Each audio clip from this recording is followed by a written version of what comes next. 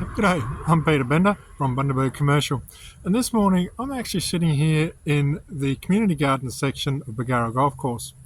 And why not? It's a beautiful day and a beautiful place to have a bit of a break and a good chance to do a quick video. Okay, so you're in business. Congratulations, you need help. Or you're looking to buy a business or start a business. You probably even need more help. But that's okay. One of the things I wanted to do this year was to create a new series of videos aimed specifically at helping people in business. And this actually turns out to be my 100th video on our channel. So thank you very much for everyone who's given us a heap of support. And I'm looking forward to really bringing this one home for you. All right, so why am I going to be talking about business? Well, I spent 10 years at university studying business and how to make it successful. I've done 2 research projects. I've been published with one of those projects on key success factors for business. I've presented nationally at a forum. But it's not just all academic that I do. I've also run, I think it's about 16 businesses of my own now.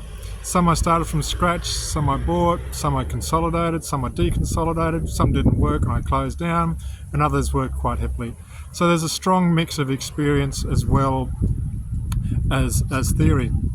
Now, when you look at businesses, there's a lot of different viewpoints you can look at.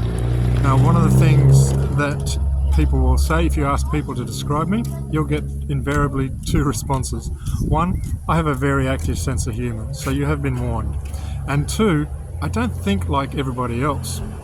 Now, when I'm going to put this video series together, I'm going to put a different viewpoint through. And that viewpoint is in regards to having a look at other successful business people.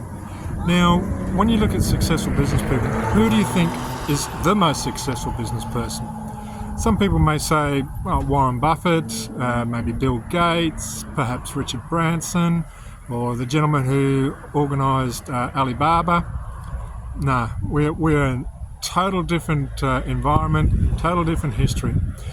I think if you look back at the records, the most successful business person around is King Solomon. Now, you would have heard about King Solomon, who ruled pretty much most of the Middle East, and he had, way too many wives to keep him out of mischief. He had maritime interests, agricultural interests, farming interests, flocks of sheep and goats. So much money and so many businesses, especially caravans. No, I'm not talking about caravans that are hooked up to your Hilux. I'm talking about caravans of camels with massive amount of trade. And he was very much a man after God. And it's that slant, that Christian slant, that I'm going to have a look at. I'm going to not only share, recent theory and understanding, but also share some of the secrets that Christians who are successful in business have. Now, when you look at the likes of Solomon, you'll actually find that one of my favourite people is his grandson called Habakkuk. Now, you'll find the details on Habakkuk in the Bible. Now, if you don't go freaking out on me and right-click on me, the Bible is actually a compilation of 66 books, and one of them is called 2nd Chronicles.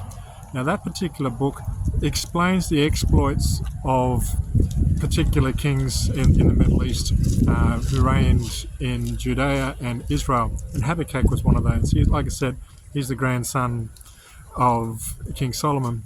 Now, the comments in regards to Habakkuk is the fact that in all matters to do with the temple and all matters to do with God's commands and his statutes and his law, he always sought his God, and therefore he prospered. So what does that mean in English? All right, in regards to the temple, that was the Temple of Solomon, but we could equate that nowadays to the local church. So you need to be generous. You need to recognize that as business leaders, we have to take care of those who are in need. Now, that can be in regards to elderly citizens who may be by themselves.